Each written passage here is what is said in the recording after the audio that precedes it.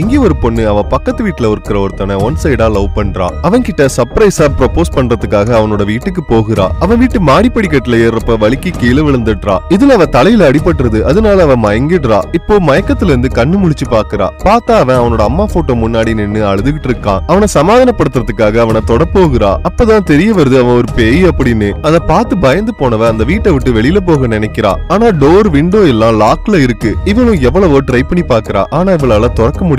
அந்த வீட்டுக்குள்ளேயே 2 நாள் போயிடுது. இப்ப இவனோட 4 ஃப்ரெண்ட்ஸ் அந்த வீட்டுக்குள்ள வராங்க. அதை பார்த்து இவன் ஹாப்பி ஆகிடுறா. ஆனா வந்தவங்க இவன் கூட பேசுறத பார்த்துட்டு அவங்களும் பேயா இருப்பாங்களோன்னு பயந்து போயிடுறா. அவங்க பேசுறத வச்சு இவன் இறந்து போனது அவங்களுக்கு தெரியாதுன்னு இவ தெரிஞ்சுக்கிறா. இப்போ அவங்க கிட்ட இவ உண்மையை சொல்ல நினைக்கிறா. இவளை பேயின்னு நினைச்சிட்டு இவளை பார்த்துட்டு அவங்க பயந்து ஓடுறாங்க. கடைசியா அவங்க கிட்ட அந்த உண்மையெல்லாம் இவ சொல்லிடுறா. அந்த வீட்டை விட்டு இவங்க தப்பிக்கலாம் ட்ரை பண்றாங்க. அவங்க எவ்வளவோ ட்ரை பண்ணி அந்த டோர் இவங்களால திறக்க முடியல. இதுக்கப்புறம் என்ன நடந்துச்சு நீங்க தெரிஞ்சுக்கணும்னா அந்த சேனலை சப்ஸ்கிரைப் பண்ணி